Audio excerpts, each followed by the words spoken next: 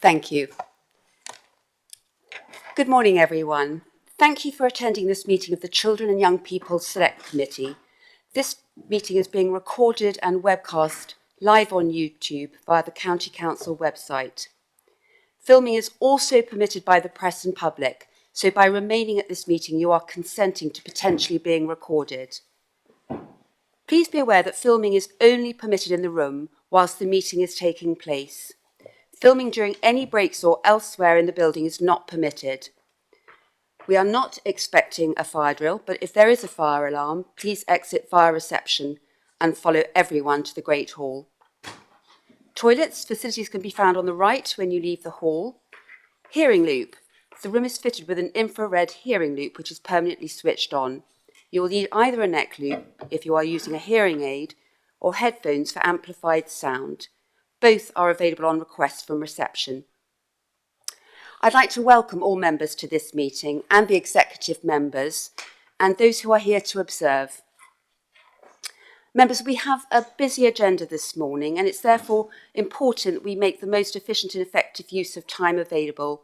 Please can I therefore ask members to be succinct in both your questions and contributions to the debate so that all members may have an opportunity to contribute to the scrutiny of the items in the time available. If members want to propose amendments to the recommendations, I would appreciate if you could make your proposed amendments known at the start of the debate. However, if an amendment arises out of the debate, it can still be introduced at a later stage. I just want to remind all members that any amendment should be in writing and must be proposed and seconded. When it comes to voting, we will be taking any proposed amendments in reverse order and then vote on the substantive recommendations. Please note that as we do not have any education items on the agenda, co-opted members of the Select Committee are unable to vote or propose amendments. Apologies for absence. I've received apologies from Councillor Burton and Councillor Oppenheimer. Councillor Mumbalaneni is our deputy in the Conservative group. Thank you for attending as deputy. Councillor Malcolm Wade, Councillor Wayne Irish is present from the Liberal Democrats. Thank you, Councillor Irish. Councillor Louise Parker-Jones has sent apologies and Councillor Tree is present as the Independent Group Deputy. Thank you, Councillor Tree. Christy Franklin, Parent Governor for Special Schools, has sent apologies. And Rob Saunders. Members are welcome to disclose any declarations of interest at the relevant time. Do members approve the minutes from the previous meeting on the 26th of June? Yeah, thank you.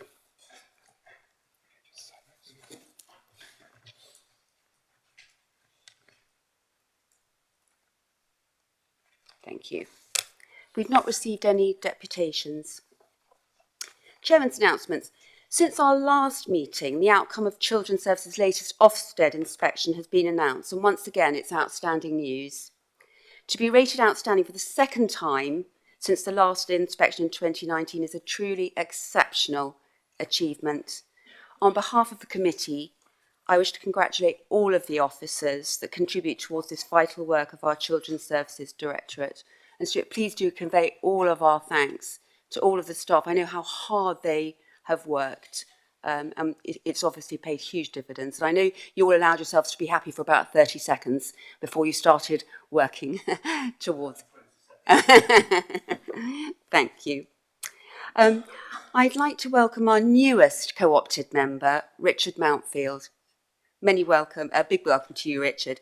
Parent Governor represented for Hampshire secondary schools. Congratulations on your election, and I really hope you enjoy your first Select Committee meeting.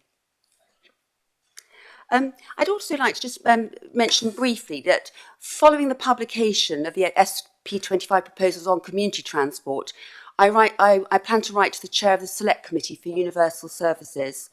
I feel that we need to look holistically at the question of transport, taking into account our special educational needs pupils, school transport, adult social care and community transport. I think a wider piece of work is needed. I just want to mention that, members. Item 6. Before we move to item 6, I'd just like to make a wider point. The County Council undertook an open public consultation over a 12-week period on the 8th of January to the 31st of March.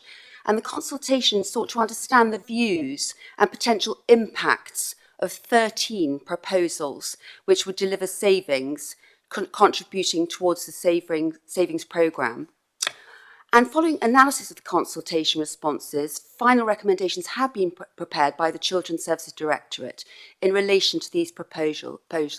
And I think it's clear to us all that measures are needed to address the budget deficit, which has grown to approximately 175 million. Right, item 6. I would like to invite the Task and Force Group Chairman, Councillor Drew, to speak on the report. Thank you very much, Madam Chairman. And I was worried as you started the preamble that you were going to steal all of my thunder, but fortunately you haven't. Firstly, can I start by thanking the officers, two of whom are present this morning, for preparing all of the information and data that we carefully analysed. That's very important.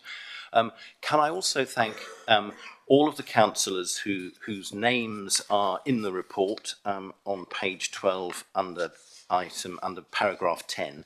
And I think it's really important to stress how constructively we all worked together and how after a little bit of toing and froing we managed to get the composition to reflect all members and all groups on this council. Now, our task was a straightforward one in one sense. We had to agree the way in which we would save £200,000 out of a budget of 12.6 million. That's 1.6% of the total. Now, I know that if you only look at the purchases and the acquisitions, it's more than that. But overall, the budget savings that we're looking for are 1.6%. And again, I'm delighted to report, if you look through the recommendations, you will see on item 4, on paragraph 4, that following the scrutiny, the working group unanimously agreed the consultation had been a comprehensive process and given residents the information and the opportunity to make reasoned responses. And that's important. And I think what I will do is just highlight the 4 specific issues that came out in paragraph 5 to reduce spending on a combination of physical and digital stock, prioritise spending on children's physical stock, prioritise spending on paperbacks rather than hardbacks, and prioritise buying a wider range of items with reduced copies of new titles, and prioritise purchasing of books over other resources. Now, I think it's also important to say that none of us actually wanted to cut the resources that were being used to purchase these resources, because we all recognised how important the future is in terms of our children.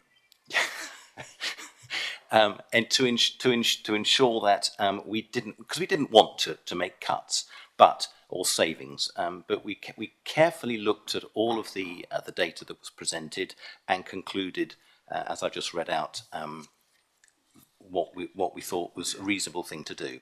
Now, the other thing that we had a long conversation or a significant conversation about was to look at reviewing income opportunities. Because it's one thing to have to make savings, but if you can generate more income, then it's possible to have more money to spend on those things that are vital. And in paragraph 6, you will see that the decision was taken to go ahead with the proposals. The working group also made the following recommendations, and I wanted to make it clear that to continue to review income opportunities. Now, that is what we all agreed. However, if you look at Appendix 2, you will see that the officers quite rightly raised some issues with regards to looking at new income opportunities. This was on, if you go to page 25, in particular, paragraph 3.3, expanding the school library service, and where it talks about distinguishing between the overall income generated, which is noteworthy, it's 2.7 million. The actual surplus on the activity generates the actual surplus it generates is around 400,000. Now, if I was a commercial operator, that's nearly 15%. That's actually pretty good. And I think it's presented as, well, it's only 400,000. However, a business with a 15% profit would actually be quite pleased with that. There were also some points raised here which I think is important to highlight because it goes rather against what the working group agreed.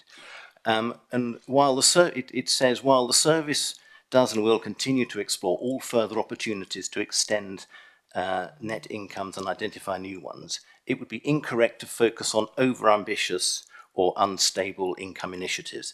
Now, none of us think that focusing on overambitious or unsustainable income initiatives would be a good idea. We never suggested that. That would build a significant risk into our future plans. None of us want to build a significant risk into our future plans. And it also talked about the service approaches to new potential income generation activity with appropriate caution, obviously, not wanting to take excessive risk. None of us think you should take excessive risk, or consider radical changes in taking it into areas that are not its core business. None of us think that that should be done.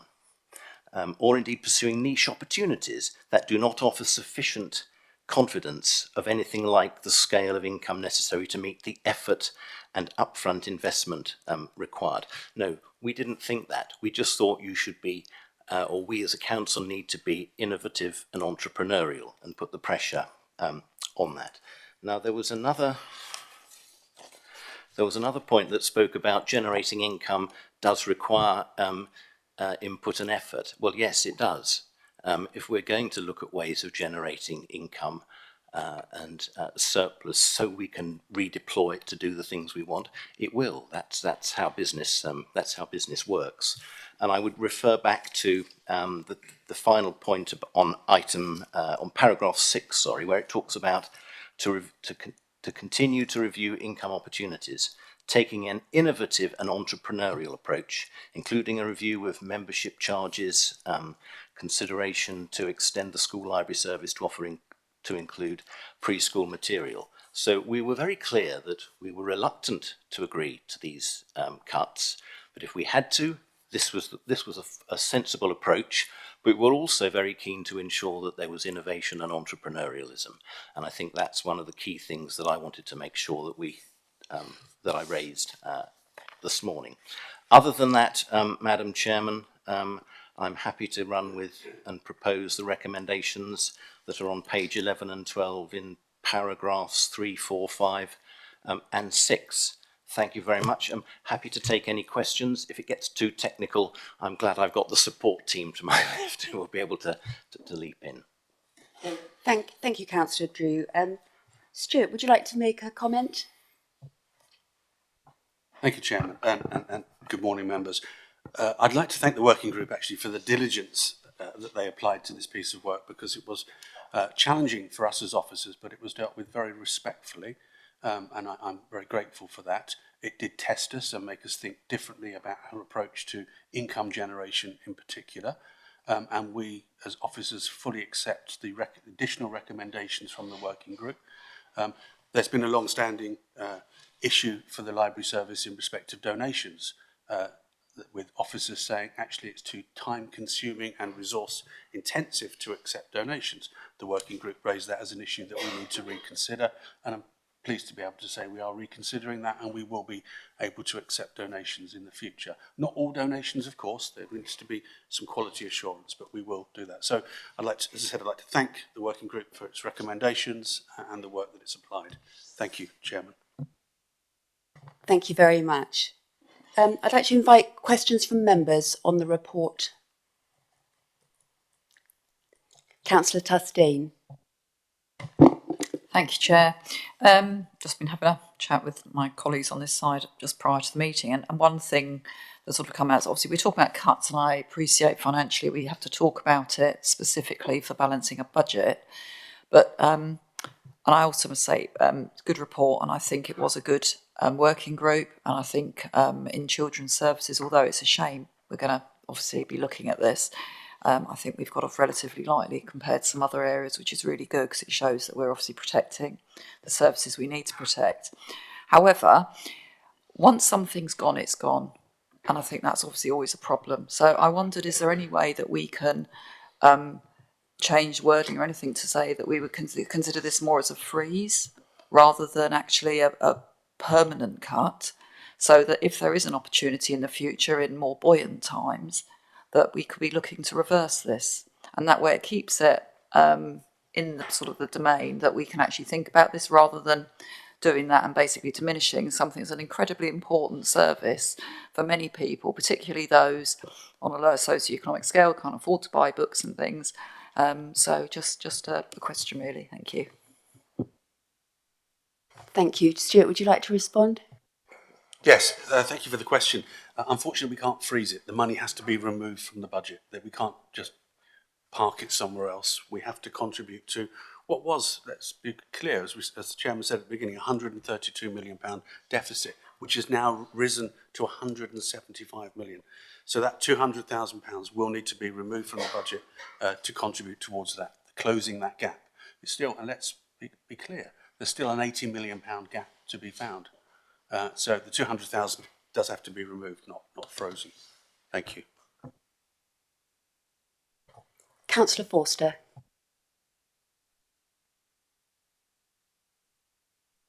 Councillor Porter. It's one of those mornings, thank you. I can hardly see what we're doing. I was going to say that we obviously are making a significant cut in the rest of children's services. Many, many more millions than we're discussing here. The impact of that is that there will be many children in care and many children who are on the verge of care who will not necessarily be able to have the access to libraries and things that they may currently have, in the sense that they're not necessarily being appropriately directed in that direction. And what I'm keen to make sure is that the impact of this, and as we've said before, if this were 500,000, this would be a really significant difference, but it's still effectively a 20% off the budget for books and material. How can we make sure that we direct a lot of this work that we do in libraries to the groups who need it most, rather than the ones who fill in the form to say they want to save the service?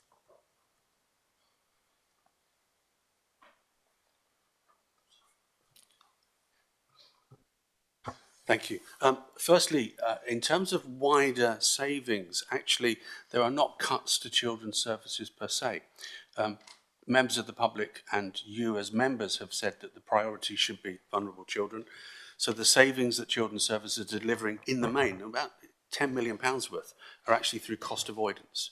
If we don't need to bring as many children into care, then actually that saves the council money. And we think through our operating model, that's our social care operating model, we can safely keep more children at home. And in fact, we mentioned Ofsted earlier, they've endorsed that model and said it's a very successful model. So that's how we will be making our savings. We won't be making lots of direct cuts. Some efficiencies, yes, but not direct cuts. In terms of libraries themselves, in many ways, the library lending system is the least of their business. They are safe places, they are warm spaces, and they are places where lots of groups go, and vulnerable groups in particular.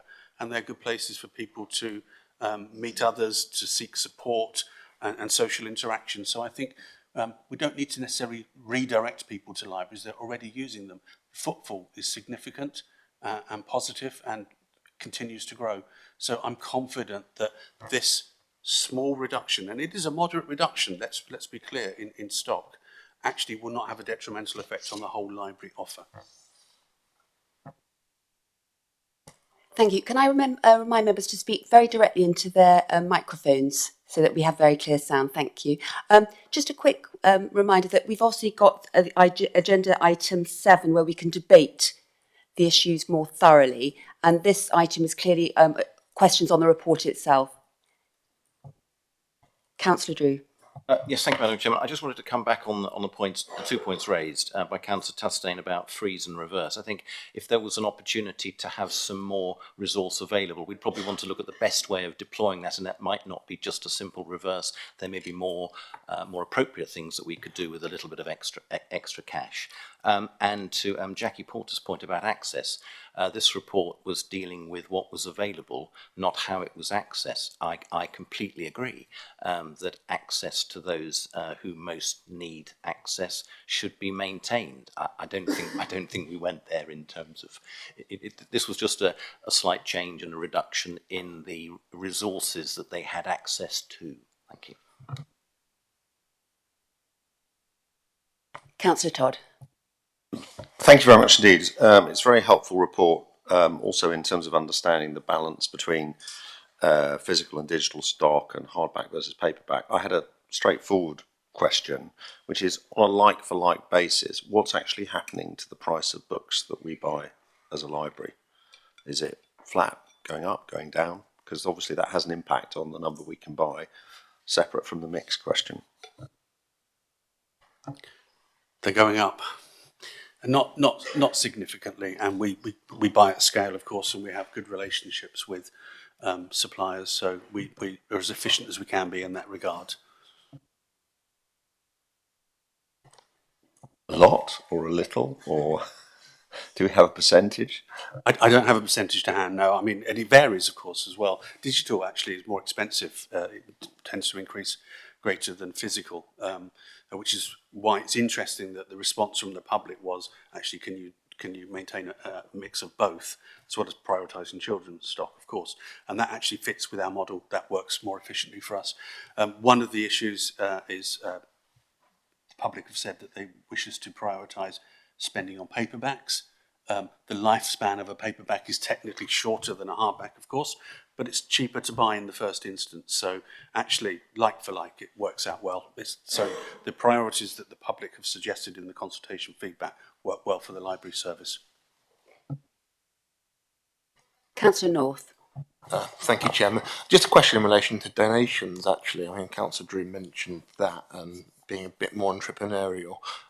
Do we have a figure at the moment in terms of how much we get in on donations? I mean, I was in Andover Library last Friday, regularly take my children to rhyme time, which increases the footfall in libraries quite a lot.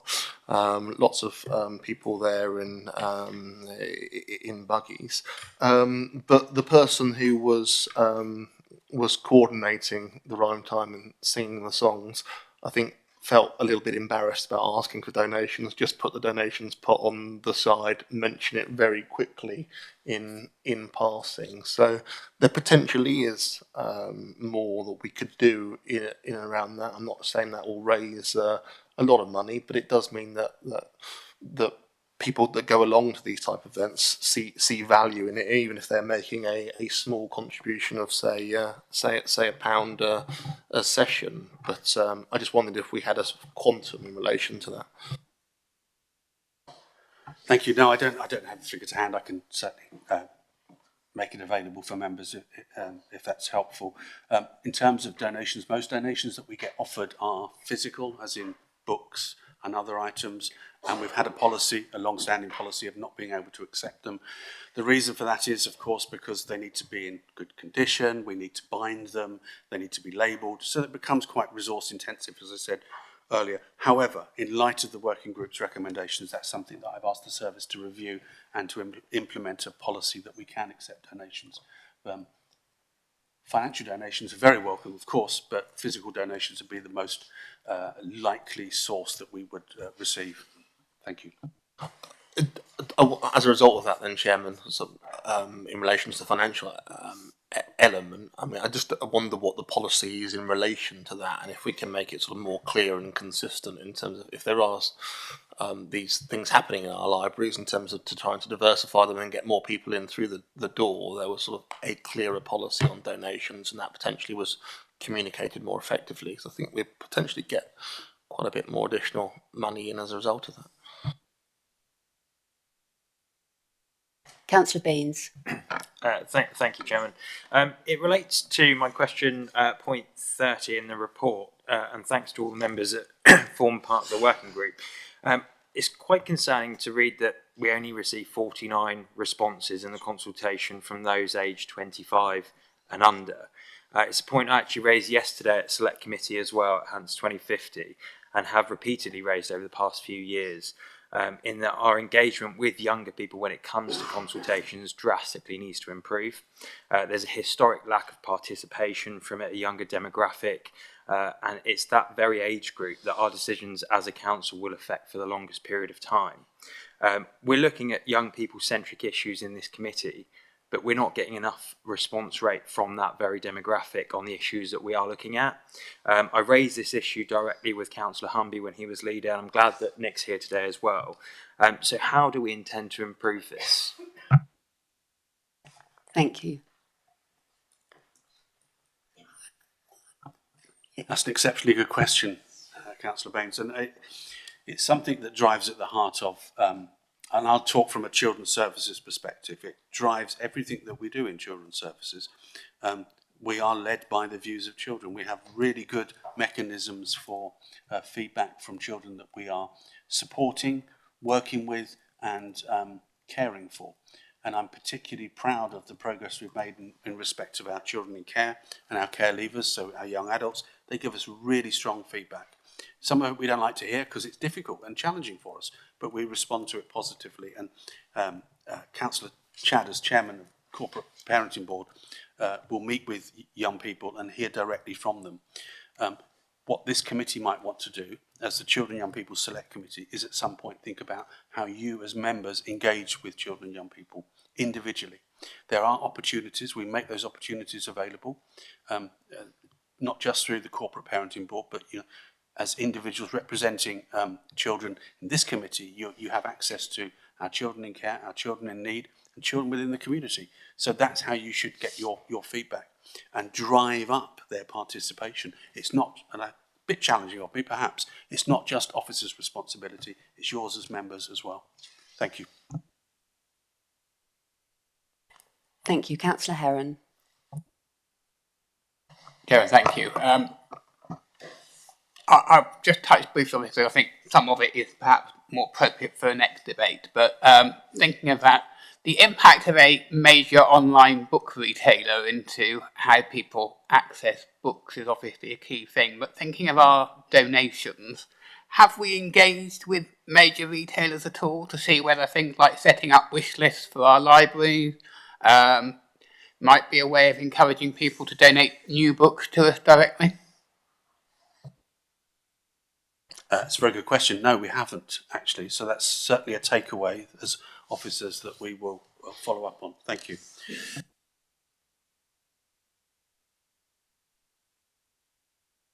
Thank you. Stuart or the legal team, would you like to make any comments? No further comments from me, Chairman. Thank you. So, Councillor Todd. We have friends groups for parks, and I just wondered if we looked at friends groups for libraries.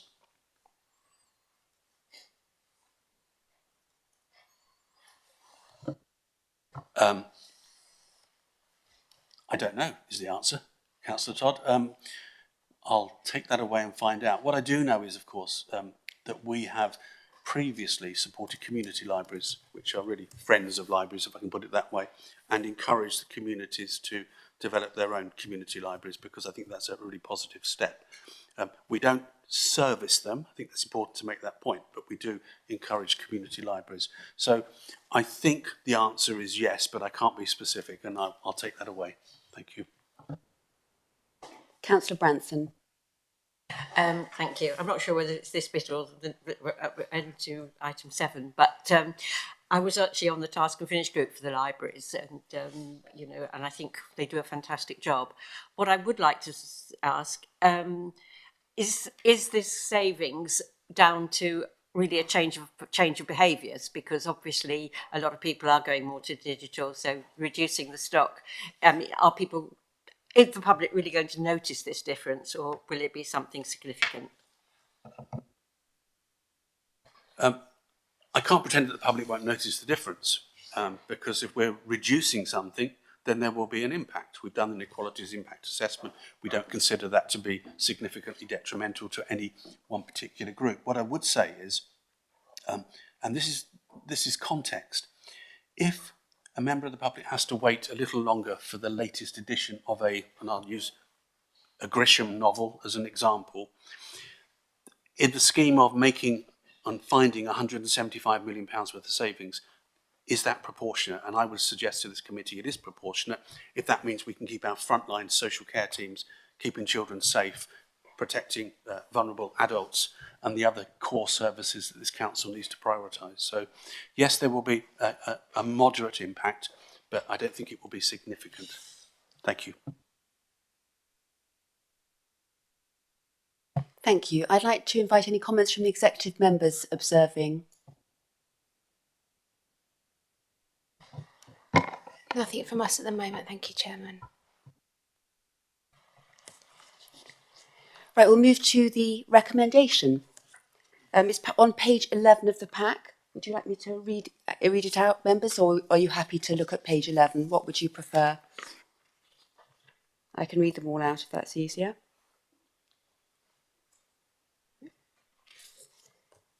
Right, I'll read the recommendations. That the Children and Young People Select Committee note that the cross-party working group held 3 meetings between December 2023 and May 2024 and had the opportunity to discuss the consultation process and the consultation feedback. That following this scrutiny, the working group unanimously agreed that the consultation had been a comprehensive process which had given residents the information and opportunity to make reasoned responses, and that it provided the County Council with the necessary information to consider the impacts of the proposals on the residents of Hampshire.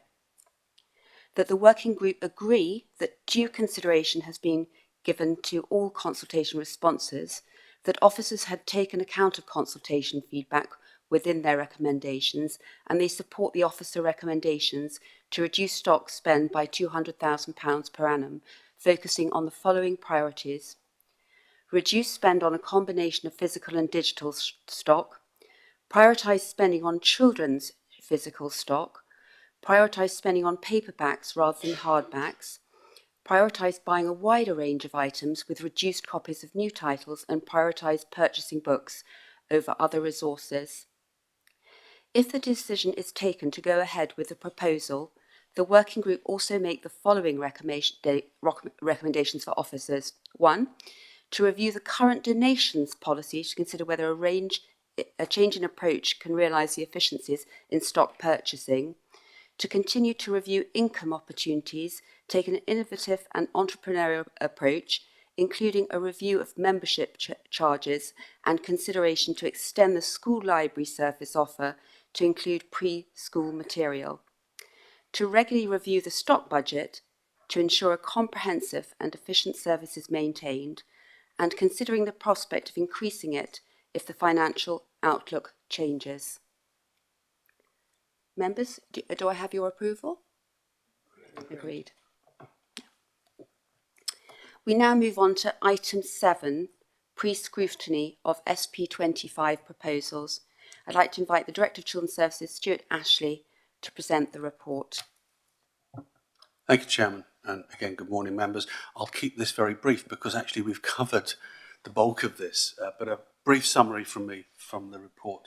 So the proposal before you is to reduce library stock by £200,000. It's one of 13 savings proposals that are going to Cabinet to make savings, to contribute towards £132 million worth of savings, and the Council's able to find £90 million of those. However, as has been said, since that time, the savings gap has risen by another 40 million, and we now need to find £175 million savings. And it's within that context that these proposals are put to you. We heard from the public said, if you do have to make savings against library stock, then we would ask you to reduce spend on a combination of physical and digital stock, prioritise spending on children's stock, prioritise spending on paperbacks rather than hardbacks, and prioritise buying a wider range of items with reduced copies of new titles. And that's exactly what we have said in the Office of Proposals to achieve the £200,000 savings. So we've given every consideration to what the public have said. I would reiterate that I think these are moderate savings in the scheme of the funding that the council provides to its library services. We have a duty to provide a comprehensive and efficient library service. That's a regulatory duty, and I am assured that this moderate saving does not in any way have a detrimental impact on that. And that's all I need to say at this stage. Thank you, Chairman. Thank you. I'd like to invite questions from members.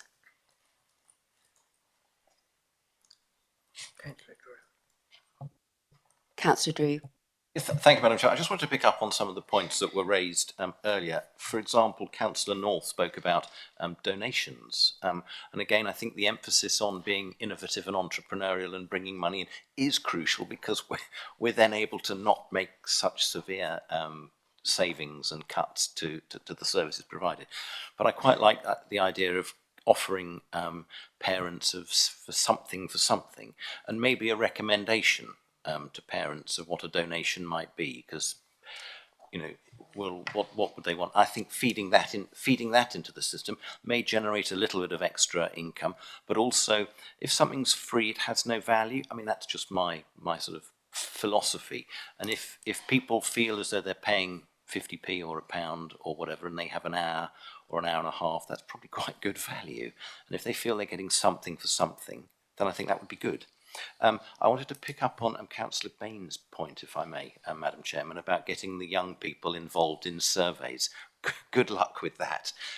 Almost all things I've been involved with, trying to get younger people interested and engaged is hugely difficult.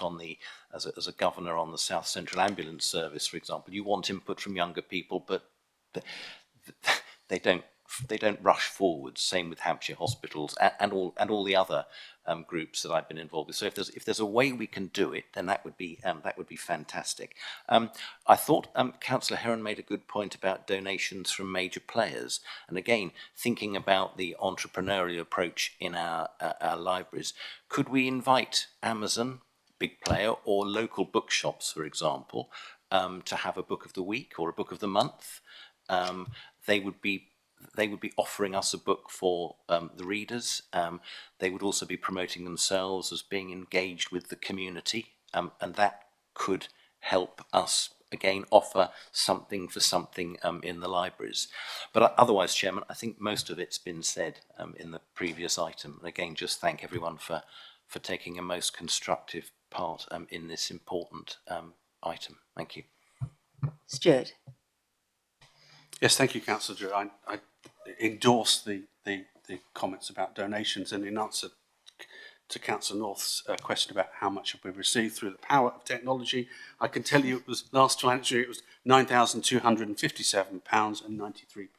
So not an insignificant amount by any circumstances, and something we should, no pun intended, capitalise on going forward. So we will take that away. In terms of a relationship with a major book supplier, it's a conversation I've had with Councillor Chad. As a doubly outstanding children's services, you would think there would be some big businesses out there that might want to work in partnership with us and to enjoy the branding of an outstanding children's services to promote their own business. So that's something that we will take away. Thank you. I'd also just like to make a comment that we did have an SP25 debate with the Youth Parliament, which I think took place here in the hall. Yeah. Right. Councillor Tustain. It's funny. So I'm really pleased because having these discussions pop all sorts of ideas in your head. Talking about donations and things. Now, I used to work for a book distributor, or publisher and distributor for a while. I know there's obviously a lot of stock gets remaindered. So a bit of history around the whole sort of publishing industry. But something that just occurred to me where I actually now tend to look to buy from the large second-hand book market. Are we looking at those as suppliers for our libraries? Because that could save a significant amount of money on stock, because obviously you get them at much lower cost generally. In answer to the question, no, we're not, and we haven't. We that fits really with the previous historic view of the service, that accepting donations of second-hand books actually is more resource intensive and potentially more expensive because they can have a shorter lifespan, etc. But that's something that we are reviewing, as I've said earlier, and we will be accepting donations of second-hand books. In terms of purchasing second-hand books, I think we'd have to give that some careful consideration. I'd need to be assured that it was cost effective. But nothing's off the table, in fairness. Thank you. Members, would you like to take part in any debate on the report? Councillor Drew. Thank you. Apologies for appearing in the spotlight too often, but I just wanted to pick up on the point that Stuart Ashley made about the figure of £9,000 being raised by donations from libraries. That's 5% of the amount we're trying to cut. You can see that a little bit of extra pressure there, we can reduce how much, or we can increase the amount we've got to spend, and therefore minimise the impact of the changes that we're required to make. Again, back to the innovation and entrepreneurialism. And thank you, Madam Chairman. Councillor Heron. Chairman, thank you. I think first of all we need to be careful in this debate. The fact we are talking about cuts, and there's nothing we can get away from that, but I don't want to take away from that the fact that we still have a fantastic library service. Even if we didn't have the cuts, we continue to evolve to a changing world, and I think I do want to come back to the large online retailers here. I can remember my first visit to one of our libraries. I can remember the fact in those days we gave out 2 cards. There was a red one and a yellow one. One was to get out a fiction book and one was to get out a non-fiction book. And I'm not going to say how long ago that was. I can also then remember some 25 years ago going with my nieces and nephews to the library. Then, 15 years ago with my eldest, and today with my 7-year-old. So I've seen that library evolve, and it has changed, and we can't get away from that. The ability to buy books in a large section of our community, we talk about those who were struggling as important, but actually there is a very large proportion of our residents who can just click online and order whatever book, pretty much, that they want for their children. A child's chapter paperback is about £6, £7 now from an online retailer. Not a significant amount for a lot of our residents. Very significant amount for some, but not a significant amount for a lot of them. And that changes what these libraries are. They are no longer just warehouses for books that people couldn't afford to buy. And if that's all they were, to be honest, there are probably cheaper ways that we could deliver access to books to people who can't click online.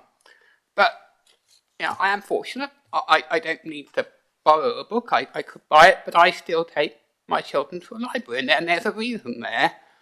And that is, whether it's through our school library service, whether it's through our libraries here, before it matters how a child accesses books, they've got to develop the love of reading and the desire to access those books. And that is the bit of the role that libraries haven't changed. It has not changed. They are still an intrinsic part of developing that love of learning and reading, of developing those skills that go into preschool and beyond. So I don't want to take away in this debate about books that my youngest doesn't care how long ago a book was written. In fact, some of her favourites around Enid Blyton and the like were written quite a long time ago now. So I don't think we should focus too much. I think we need to focus on what it is that is exceptional about libraries. And I just think that in this, no one wants to be making savings. But I do want to just applaud officers on the evolution of our libraries, the changes that they've got, and the fact that as we continue this process, I think other changes that we're making around children's services mean that actually libraries have a strong role, not just in developing that learning, but in supporting our most vulnerable people. And I do just want to come back to this final one on donations, Chairman.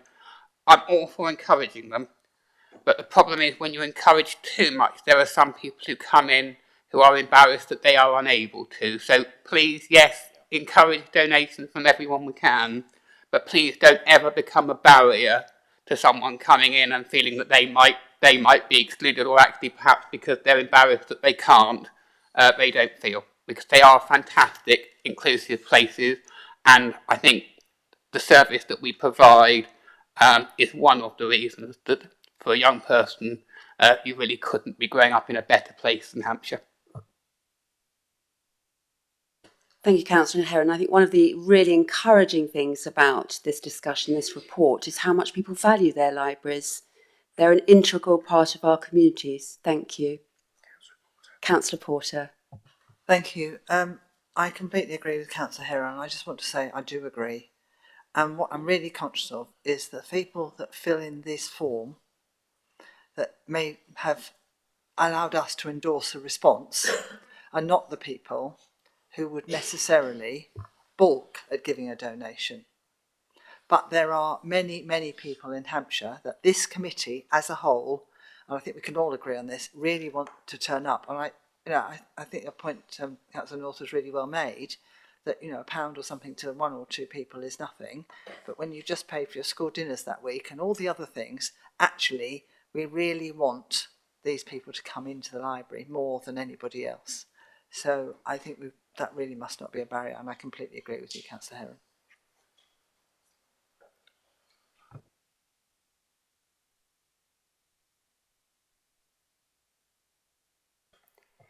Stuart, would you like to make any other comments? I've listened carefully to the debate and the points that members have raised, and I think there's some very pertinent points there, particularly in respect of donations, particularly in respect of can we partner with large suppliers, and even to look at the second-hand book market, and I think they're all valid points. What I would say, and it's important that I say this as your director, these proposals do not have a significant detrimental impact on the library service. I'm convinced of that. That's my responsibility to ensure that we have I said it before, a comprehensive and efficient library service, and I'm convinced that we will maintain that no matter what, regardless of these savings. The last point I would make is libraries are more than books. They are spaces for people, and ultimately they are the centre of communities for many, many of our residents. And so libraries are more than the sum of their parts in many ways. Thank you. Would any of the executive members attending like to make any further comments at this stage? Thank you. Not at the moment. I'll let you take the vote and then vote. Okay. Members, we'll move on to the recommendations, which are on page 29 of the pack. That the Select Committee supports the recommendations made by officers to the Cabinet set out in Appendix 13 of the draft report to Cabinet as detailed below. Appendix 13, library stock, to reduce stock spend by £200,000 per annum, focusing on the following priorities identified from feedback through the future services consultation outlined from paragraph 31. Reduce spend on a combination of physical and digital stock. Prioritise spending on children's physical stock. Prioritise spending on paperbacks rather than hardbacks. Prioritise buying a wider range of items with reduced copies of new titles, and prioritise purchasing books over other resources. Members, agreed? Thank you. I'd like to invite Councillor Chadwell Forster if they would like to make any comments. Would you mind making them for the lectern for purposes of the recording? Thank you.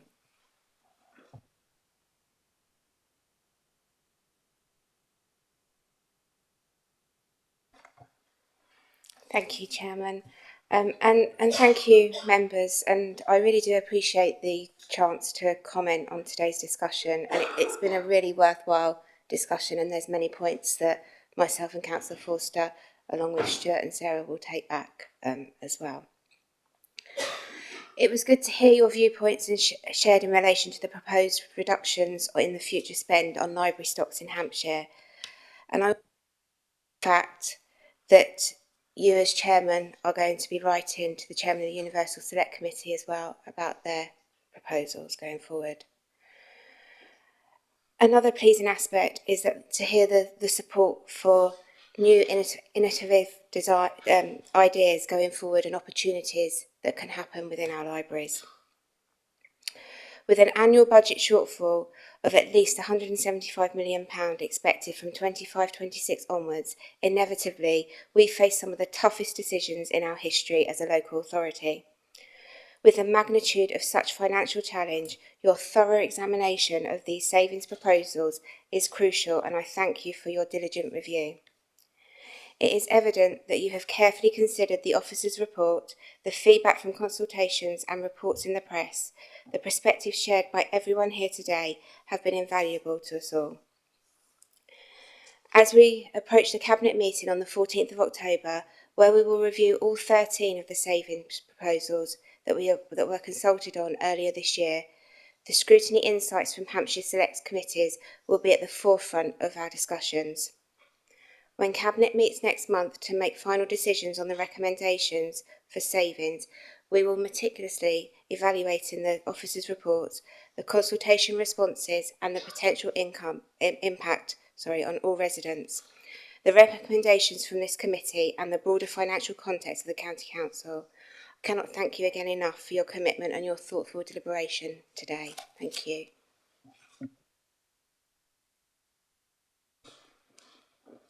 Thank you, Councillor Chad. Thank you, members, very much taking part in this debate, which I think has been really, really helpful for us all. I'd like for members to take a 5-minute break before we move on to the next item. Thank you.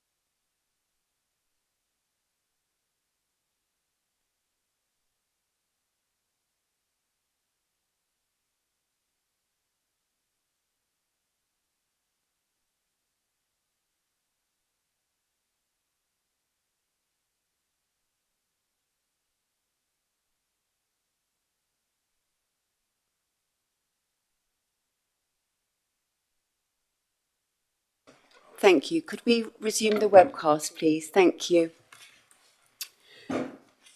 Thank you, members. We now move to item 8, the Hampshire Youth Justice Plan 2024. Stuart, would you like to introduce this report?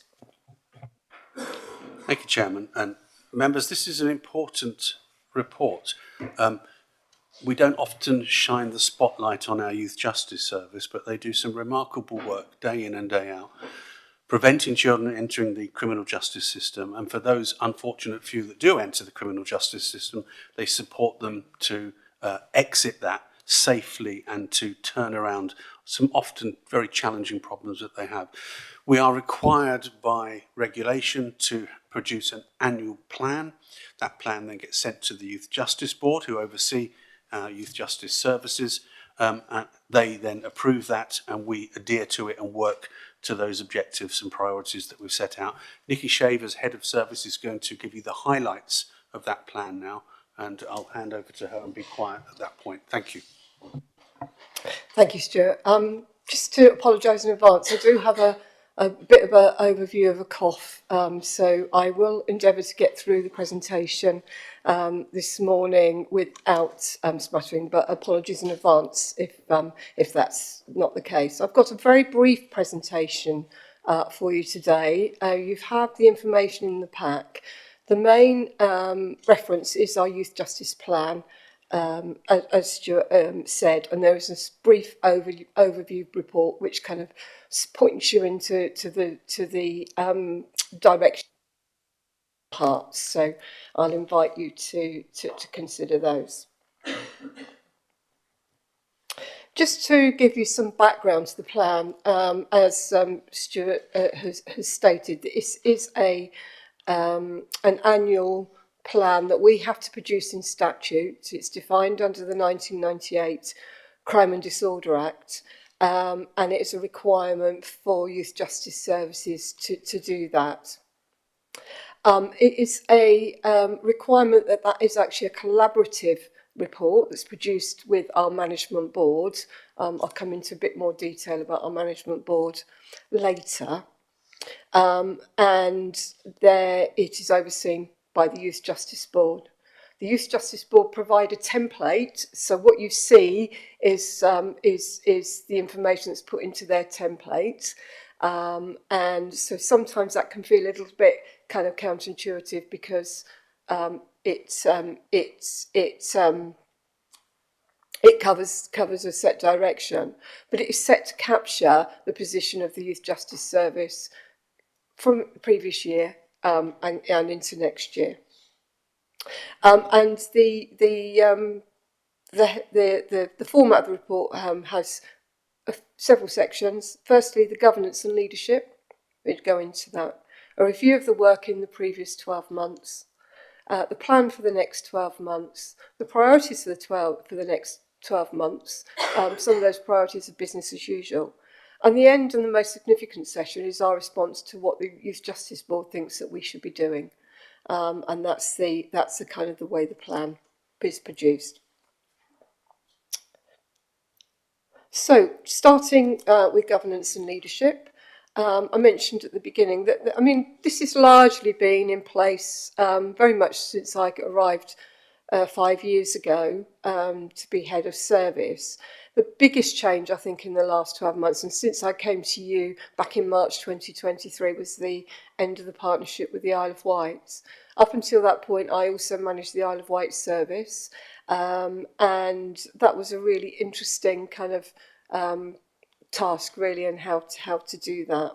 That's not changed anything in terms of the way that we work, but it just means that our board now is just responsible for Hampshire and no longer the Isle of Wight. The Youth Justice Service, as you know, is a partnership. It isn't just the local authority. The local authority is probably the key and most leading partner. When you look at the overall kind of contributions, however, there are other partners that are involved in that, and all these partners have a statutory responsibility to the work of the Youth Justice Service, not just from a financial perspective, but also from a support and oversight perspective. All those partners are required to produce either cash or staffing, and you'll see there that is the breakdown of last year's staffing, last year's contributions. The Youth Justice Board have just confirmed their budget for their grant for next year, which is a slight increase of around about £14,000. And there was a delay there because of the election. Probation, I've put that down there as cash. Normally they would be required to provide a probation officer to us, one probation officer and a probation service officer. However, they've been unable to do that, so they give us the money instead. And the challenge for us is then to try and work in a way that a probation officer would do. They offer a very unique part of the service in relation to particularly the transition of children from youth justice into probation when they become 18. The police, as you see, provide a significant amount of staffing that equates to approximately 6 police constables, a half-time police sergeant, and the oversight of the inspectorate, and that equates to around about 360,000. And also Health provide a CAM service, an internal CAM service for us there, and that's their staffing contribution. There is a partnership board, as I said before. Now, the board is very key to that. Their role is to, there's a link to the governance relation in the report, which is helpful in terms of how the board should function. We benchmark ourselves against that guidance, and it consists largely of those main contributors in there, but also we have representatives from other people who touch our children's lives. So that is the Office of Police Crime Commissioner, His Majesty's Courts, the District Community Safety Partnerships, and we also have a voluntary sector representative on our board.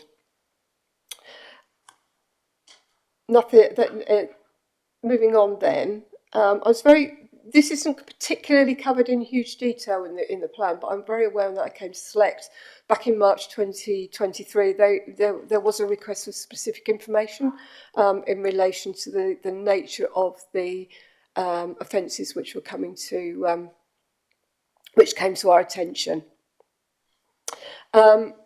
We work in 3 broad sectors. We work with children subject to statutory court orders, and that's probably 48% of our workload. So it's kind of almost half of our workload when we look at statutory orders, which are any children who have received an order from court and a caution is our statutory work. We also work with children in a diversionary way, and I think this is probably the most biggest success in recent years. This is now almost like 30% of our workload. Children are subject to diversion plans. It's where we work with them in the same way as we would any other child, but they don't get a criminal record. If they engage with us, they successfully are diverted and they are made subject to no further action. If that is then successful, and the success rate is high. And we also work in the prevention programme. That's around about 23% at the moment of our workload is in that prevention space, where we identify both children who haven't offended or who are on the cusp of offending to do that. As I said, in order to present that information that was requested around the nature of the offences which children are coming to us on, I've looked at our first-time entrants, and that was between the period of 1st of January 23, so last year, the children that came into us as first-time entrants, and there was approximately 152 children that were first-time entrants. As you will see, we predominantly work with children who are commit violence against a person. That does include children who have used possession of weapons. That's probably about a 50-50 within that category. So that is overwhelmingly the largest group that we work with.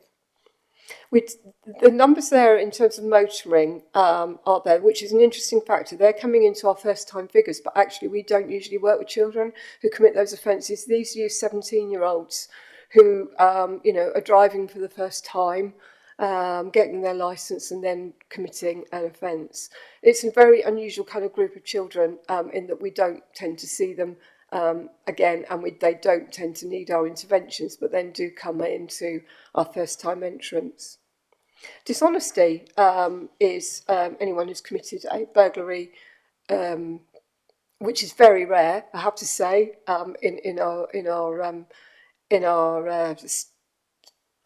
stats, and shoplifting, although that's kind of increased slightly. Shoplifting is something that actually a few years ago you used to have a lot of, but doesn't tend to come our way.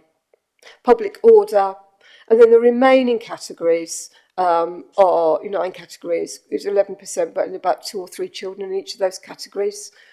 They're things like, for example, arson, criminal damage. You might have a couple of children with harmful sexual behaviour type offences. But you will see that the majority of children that we do work with have an offence of violence of some sort.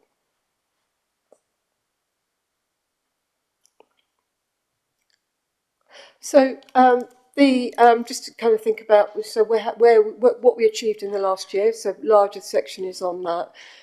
Some of these are ongoing considerations. Some of these aren't going to be solved within 12 months. They're kind of longer term problems. The first one is actually the participation of children and parents in the work that we do. This is something that when we go into our inspection that they will expect to see, and they will expect that to be kind of front and foremost about how that guides our delivery. And we've made great strides in there. We were particularly proud of children who've been involved in the recruitment of staff, and that really does give a different perspective to recruitment. They're given an extra. They don't sit on interview panels, but they do deliver a session for all new candidates on that, and that's been incredibly successful. We're moving on to kind of developing and launching kind of a social media kind of presence, sort of going forward is the right way to reach children. And we're looking to develop some kind of youth board to kind of support that work. But that's something that's actually expected to see. We continue to address the disproportionality agenda, so all staff are aware of what the issues and what they are, and we kind of refresh that data kind of regularly. We've moved beyond just talking about children from different ethnic backgrounds to talking about children. We had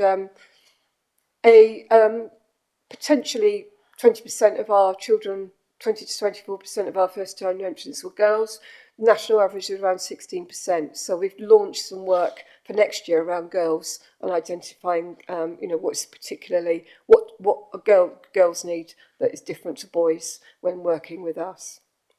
We've improved our contracts with education and to address a whole range of issues in that. If you can imagine the size of an education department compared to a youth justice service and my team of 5 education employment training there, we've had to be quite creative in how we do that, and quite proud of some of the ways of actually making sure that we can have as much coverage as we can. You'll see in the report that we developed a huge range of activities with children. This is really key. We work in the principle of child first. The child first agenda for the Youth Justice Board is significant, and one of those is around the identity of children, and children having a very positive identity of themselves and activities, and finding something they can really do and are really good at is part of that. We've increased the range of our reparation projects.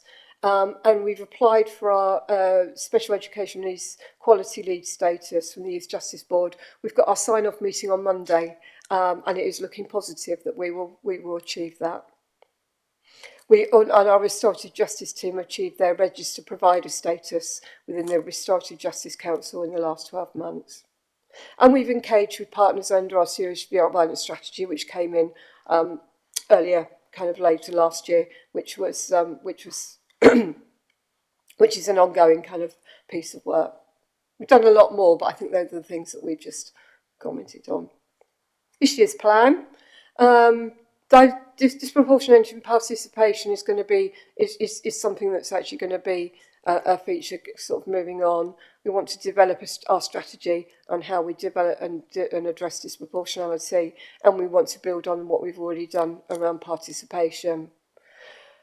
quite key and significant is we had an announcement a few months ago around our case record provider. We don't use Mosaic. We have a specialist or special type case recording which has got to capture the assessments and the things that we do and has got to talk to the YJB. So there are only 3 products on the market. We have now identified which product we are going to go with, and we are now in the process of implementing that new case record system from March 2025. So a lot of my time is taken up and involved in that piece of work at the moment.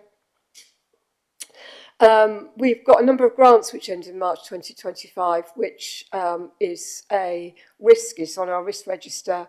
We've largely received 3 grants. One is from the Office of Police Crime Commissioner for our youth prevention programme. One is from the Integrated Care Board for our therapeutic wellbeing officers, which are pre-CAMS, and our turnaround grant, which is our central government money, which came down last year, which is designed to work with specific cohorts of children which hadn't previously been worked with. So there's a lot of work there in terms of either recommissioning or exit planning, or kind of looking to see how we can progress the learning from that money that grants have had. The biggest thing, I think, from my priority from now onwards is going to be inspection ready. And a lot of what we do it's the other way around. So the inspection is designed to measure all the things that are our priorities for the government and for the Youth Justice Board, which are things like keeping children safe, keeping the public safe. It's about also the governance that supports that. And this year they've actually looked at, the new inspection cycle looks particularly about the work we are doing with victims. So we are now eagerly thinking that that's actually going to happen. I met with our oversight manager yesterday from the Youth Justice Board saying, January 25 is the new inspection regime. You did go early in the last inspection framework, although I don't have any inside information was the message, you've got to be prepared. So that includes introducing a new assessment tool for out-of-court cases. That's been in plan for a number of years, and that's actually finally rolled out. I see that as a really golden opportunity to reset things with the service. Benchmarking ourselves against new criteria. We've already done that in relation to victim work, and we've already done the first victim audit work to support that. And the other bit is embedding our communication process. One of the key barriers to inspection is a youth justice service, which is considered a large youth justice service in terms of both inspection and the Youth Justice Board, making sure that communication kind of arms are clear across. So every member of staff are very clear about what their role is, what they should be doing, and if they're not doing it, how we kind of address those and take that forward. Finally, the report, I just want to talk about our performance. We're particularly kind of pleased on that, although I think I was challenged yesterday that we might need to be challenging and stretching ourselves even further. So these are our 4 key performance indicators. The first is our first time entrant rate. Now this is the information that I put into the plan. We've since reduced this even further. So our rate per 100,000 of children being classed as first-time entrants was 118, as opposed to the South Central, which is the Hips area, Hampshire, the Isle of Wight, Portsmouth and Southampton, which was 128. The England and Wales average of 170, and the average of our comparator groups of 136. Latest performance figures, which were reduced yesterday, is that figure is now 106 for Hampshire. We are so proud of that, and a lot of that is to do with our diversity programme, which we spoke about earlier.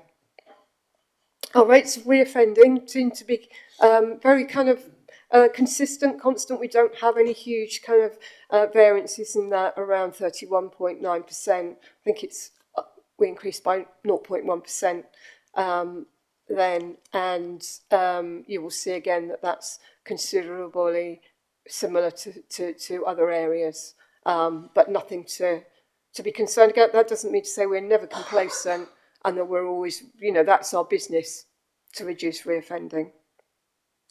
The average, and then linked to that is the average of every child who does commit a further offence, the average number of offences that they commit. That can be influenced by a small number of children committing a lot of offences, but that's the average figure, which again we'll see is positive. And finally, the children in custody. This is something that's nationally been a trend over the last 15 years or so, and is, we've done really well, like everyone else. When I arrived, I think we had about 28 children in custody the first year. We're down to about 4 or 5. So we continue to work on that. That is particularly all I need to say to you. I just invite any kind of questions. Thank you. Thank you very much, Nikki. Councillor Hare. Thank you, Madam Chairman. Thank you, Nikki. That was a very good report, and the report you sent us is very comprehensive. There's lots of details in there. It is a challenging area, and it's good to see the performance is good compared to other areas. My question is about the grant that you have to reapply in 25. Given that we've been talking about savings and money not being there, how confident are you that you will receive the grants? So I think there's a different answer for the different 3 grants. So the central government turnaround grant, which if I address first, there was, we were told before the election that actually that will not definitely be renewed, but actually I don't think they could have said anything else at that stage, because obviously you can't kind of commit to anything at that stage. There is a slight softening of approach, I have to say, since the election, which suggests that actually we don't know any more definite, but this is not gone off the agenda. However, what we do need to do on the turnaround money is to start planning for the for the exit planning and do that learning, in particular around staffing, and to see how we can kind of embed that there. So we're going to take the approach that it will be going, and then anything else will be of an advantage. The second grant, which is our therapeutic wellbeing officers, this is the ICB are conducting a broader review of all their services and how they commission them, and that this money is of this commissioning is tied up in that. That links to also to our speech, language and communication need that has also been recognised, because it's the Integrated Care Board that is largely responsible for that. That one I'm a little more confident about. The Office of Police Crime Commissioner, again, we really don't know. There will be an opportunity to bid for that money, but it wasn't as automatically granted before. So again, I think hopeful. So what we do is we do need to plan. The board is cited on this. We're looking at to see how we can kind of learn from what we've got, and to kind of just be prepared. Is that so? I think it's a mixed picture. Would be my answer.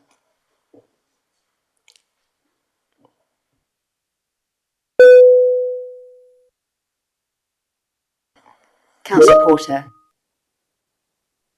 Thank you, and it was a very comprehensive presentation, thank you, and it covered a lot of the points in the paper, but I just had a couple of questions that relate to the paper, where they, perhaps one of them was probation, where it implies you should have a probation worker, and actually 2 workers, and the cash is there instead.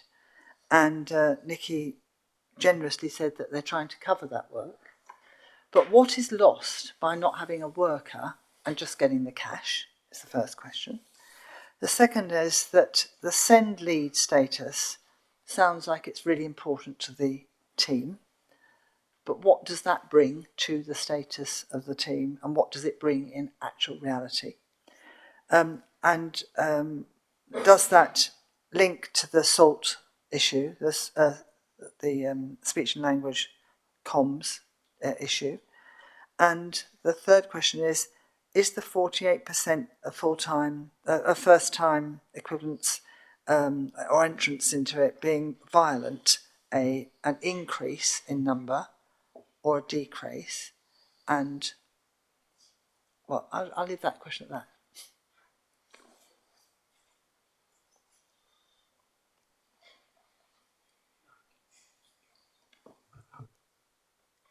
But thank you.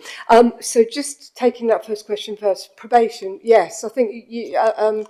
So the role of the probation officer is something that is guided in a set document that's a central government response. And that role is generally around the transition of children. So they would largely be looking to support the transition of children in from 17 to 18-year-olds into adult probation, and work with those through that kind of barrier. That is the kind of the main kind of area of risk. We have accommodated an alternative. We have an alternative. We do have probation staff who actually do work in youth justice, but they work in different roles, who have left the probation services and joined us. So I don't think there is a skills difference. So and also 3 of my 4 team managers are probation qualified officers. So and the other one's a social worker. So in terms of the expertise, it's definitely not lacking. However, I think it is the general management of those. So we do need to be more diligent. We have very good relationships between us and probation service to manage that. So, for example, we were looking to manage one particular child kind of recently, and there's so there's a and that's not actually happening in the short term, but there is a need to kind of get together, probation, youth justice, children's services, adult services, in terms of managing that whole transition there. So I think we manage it the best we can. It's not a local problem as well. It's a national issue, which has kind of been also oversight by the Youth Justice Board. So I can't say it's not without its challenges, would be my response. First one. The special education needs, what does that bring to us? So basically we have to, both ourselves and our special educational need colleagues from the local authority, benchmark ourselves together against these set criteria. And there's 10 different areas that we look at. And there's things like information, how we share information, how people understand each other's roles and responsibilities, and how that kind of meets the children. There's broadly 10 different kind of benchmarks.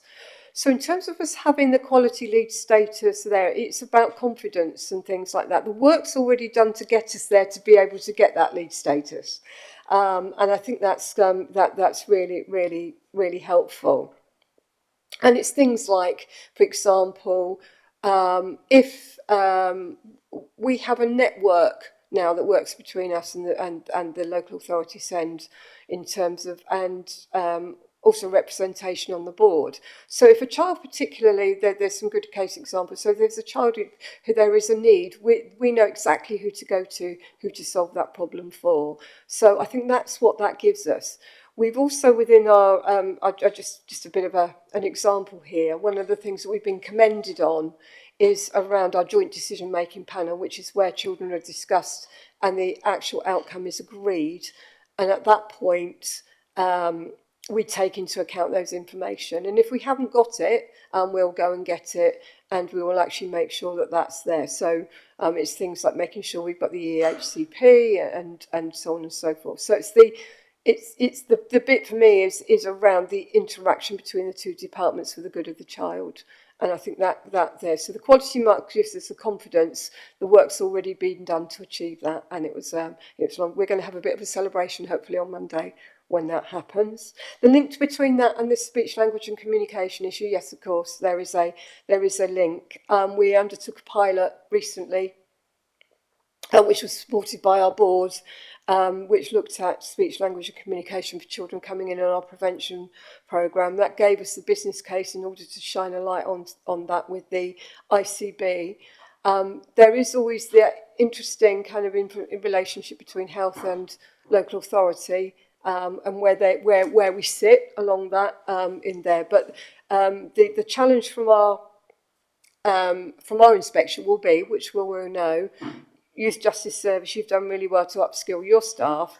However, what are your colleagues doing in other organisations to support you with that? And I think that's where we're there. But it is very much recognised as an issue which the Integrated Care Board are following through. And hopefully next year we'll have some positive news when we come next year. Final question was around 48%. I think that's largely consistent in terms of the rates of children there and the types of the offences. That for a long time has been our main group of offending. And actually, to be honest, I think that's probably what we would want to be concentrating on in terms of children in violent offences, and concentrating less on children who are not going to commit a further offence. So it's a challenge. And the way we know that by the time you are a first-time entrant, you will have previously had some intervention anyway as well. So hopefully they answer your questions. Okay.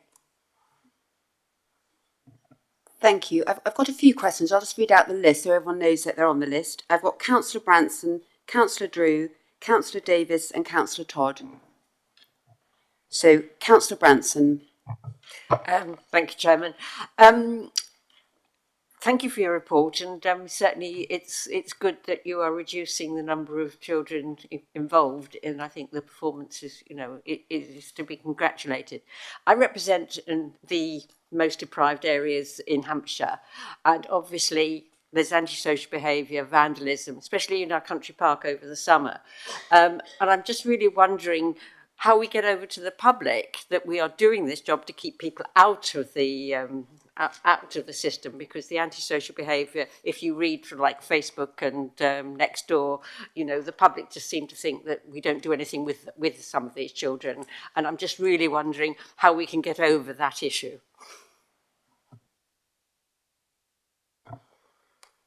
I think it goes back to what Stuart said at the beginning about shining a light on youth justice, and sometimes you don't often shine a light on what we do and on the work that we do. So I think one of the perhaps ways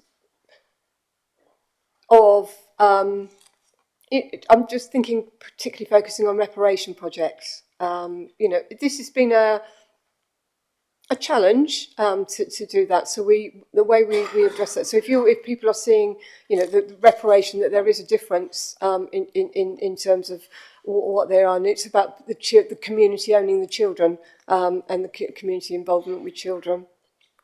So reparation looks like we have a number of projects throughout there where we go out and seek them. We've recruited volunteers who support the children in those projects. One of the challenges has been that often our staff are great at finding their own projects, and how then we evidence it. So I think probably part of that is that. But in terms of broader expectation, I think it is about we do promote ourselves as much as we can. I think how we do that, and how our partners do that. So the Youth Commission is a great way of promoting the difference in children. The Office of Police Crime Commissioner, and so on and so forth. But it's always that challenge, isn't it? That the public perception of crime is often different than the reality, and how you kind of overcome that. So there's no easy answers, and I don't think on my own, on youth justice, that we do that, but that's something that we can strive to. Thank you. Thank you. Councillor Drew. Stuart, apologies, Stuart.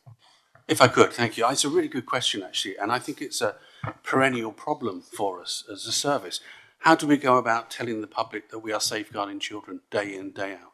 How do we go about telling the public that we are preventing children going into prison? Because that's what the service is doing. And I think that is a real challenge for us, and we need to think about how we promote the good work that we do. And it's a conversation I've had with both executive members. It's definitely something we need to think about. One of the longer term strategies is about our prevention services. So I'm very keen on developing what I call community hubs, localised centres. It doesn't have to be a new building, it can be an existing building, but where we put all of our preventative services, not just ours and children's, but perhaps adults as well, perhaps the NHS, where health visitors, places that people will access on a regular basis, and then they will be much more aware of the wider services that are available. And of course, in those centres, we can then promote the good work that's going on. So I think it's a really good question and something that we need to think hard about. But for my longer term strategy, I do think it's community hubs as being the vehicle for advertising the services that are out there and telling people what we do. Thank you. Thank you, Stuart. I also wonder whether there's a role for our libraries where we could signpost people as well. And perhaps libraries could be community hubs as well. So it all fits in a way. Thank you. Councillor Drew. Thank you, Madam Chairman. Loving the way we're linking stuff together, because life does link together. So that's really good. Nikki, thank you very much for your presentation. Very interesting and also very important. And I've got a couple of questions. The first one is two parts, I guess, and it's to do with diversion plans or diversionary orders. And I wondered how much of those plans, or how many of those plans, involved getting the young person involved in teamwork, things that involve teams and working with other people. And the second part of that question was getting them involved in the community. And I'm thinking in particular of businesses. Timpson's is an obvious one, where they deliberately took on people who'd been to prison, and they were able to rehabilitate them and provide them with something useful, a diversionary tactic into doing something useful for everyone else in real life. I think that isn't the chap the Lord Timpson, and he's a minister in the current government. So we'll see how well he performs as a politician. I think he's done quite well as a businessman and constructive. The second part of my question was to do with the performance, the figures that you've got up there, and it's to do with children in custody and the number of offences and the number of children youngsters who are reoffending. And I just wondered if we have any links between that and prosperity around the country. Hampshire is a reasonably prosperous part of this country, and do we see any links there, and does that provide us with an opportunity to focus on those parts of the county which might need a little bit of extra help? And also index of deprivation or deprivation index, how do those figures link in with that, again providing us with an ability to focus in on areas that might benefit from a bit of extra help, when the whole community would benefit if we can get these youngsters distracted to do something useful and constructive. Thank you. I think Mr. Timpson is our new Minister for Probation and the overall in the Ministry of Justice. So yes, very much kind of looking to see how we can kind of learn that. So diversion and plans and teamwork.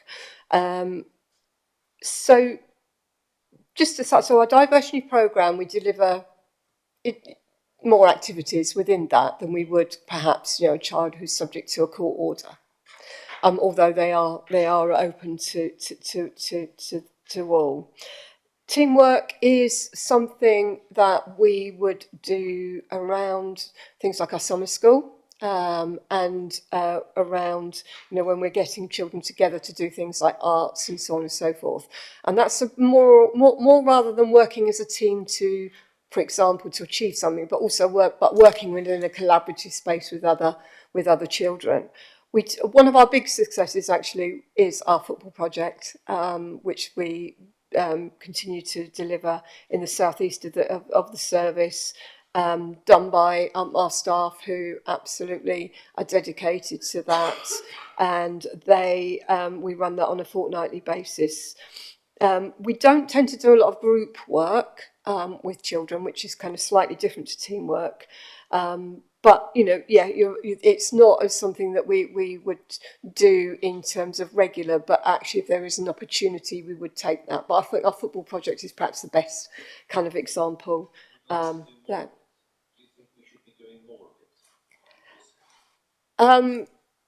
Potentially, yes. There is a challenge around often the mix of children sometimes, if you know what I mean. So, you wouldn't want to, it's about, you would need to carefully kind of do that. But yeah, no, that is something that actually those go. I was talking, actually, I mentioned before, my Youth Justice Board Oversight Manager, and we were talking about things like, and this probably links to your second point, which was around education, training and employment opportunities. And we were talking about links to the forces, for example, now for children. Is there more that we could do in that space? For example, he was challenging me on that. But, so teamwork actually absolutely always something that we would do. But actually we do get children together, but in a way. Communities, involving in the communities. Yeah, absolutely. And again, our ETE team, it was based much more on working with 16 plus children originally, so very well in terms of sourcing those sort of opportunities within the community for that. You hear ad hoc kind of questions where the team will say, I've just managed to persuade somebody to take this young person on an apprenticeship, or I've done this and that. So it's much more of a planned way, and it's often based on staff group who have a lot of contacts within their local communities with different people, with different organisations, and we're just cheekily enough and to say, phone up and make a call, if you know what I mean, rather than set arrangements with set organisations, which we do that. Looking back on your second point. Yeah, so perhaps. Interestingly, I think this is where we talk about disproportionality, but we talk about often intersectionality. I think is the word that they kind of use when they cross-reference them all, and I think actually that is very very much the point. If you cross-reference those sort of things with the index and how that kind of looks, you can actually kind of overlay that as well. Often it's about the nature of the offending that we see these days potentially isn't. It is around that is a factor. It's more not like it used to be when I joined, when I was working in space sort of a few decades ago, where actually deprivation was kind of a key part of youth crime and so on and so forth.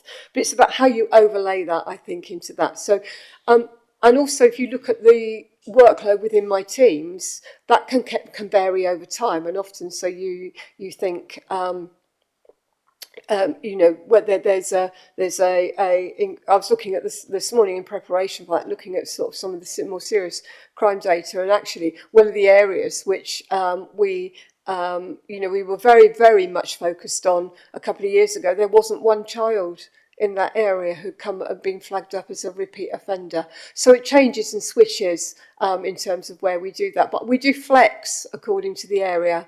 There was always a question about, do we have enough resource and enough opportunities within another area? I heard yesterday about how that's all been addressed now, and then people are working together to find these opportunities for children. So I think it's about that flexibility and about us ability to kind of move those resources into the areas that kind of most need it. I'm not sure if that's answered your question. Mostly. Thank you. Thank you. Thank you, Nikki. Councillor Davis. Thank you. first off, is a very trivial matter. The table on page 114, I take it that should be headed April. The dates, I hope, are hopelessly out by 2 years.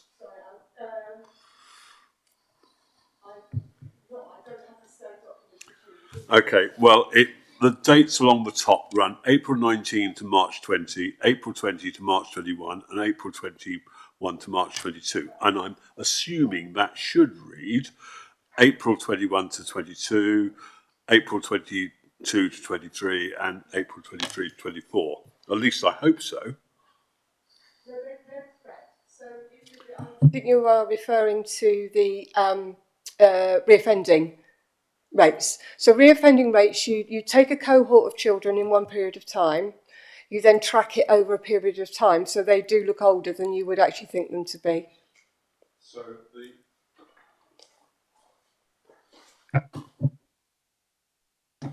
So the last datum that's provided there is April 21 to March 22. That's right. So taking those children in that period that ended up with March 2022.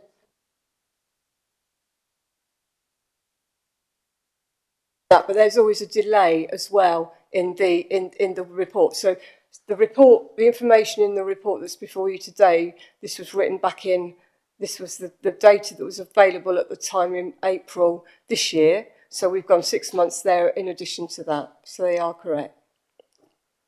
There's always a lag with reoffending data. They do always look a bit counterintuitive on that. And they are the annualised figures as well. If that makes sense. What the hell's the matter with this? Right, okay, well, that was the trivial point I wanted to raise, and obviously it's not that trivial. The second thing, you mentioned that 48% of first-time entrants are people who've committed, children who've committed violence against a person. Do we have any knowledge about the victimology of these offences? I mean, what I'd like to know is, what percentage are other children, what percentage are and what percentage are vulnerable adults? So in terms of the victims, I don't have those figures, but what I can tell you is that every one of those children, the victim in relation to that child would have been contacted. And that the victim's views will have been taken into account at that point where where it proceeds to child. And when, for example, first-time entrants are both subject to our joint decision-making panel, and victims' views are taken into that account. So I can guarantee that almost. What I can't present is obviously the data that kind of links those first-time entrants to the victim information that we have. So I can't say what you're looking for, which is, these children, the offence was this and the victim on this occasion was that. We do have that, we can find that, but that's not the way that we would normally report that. Yeah, it's just I feel that, I would like to know, how many vulnerable adults, for example, are victims of this.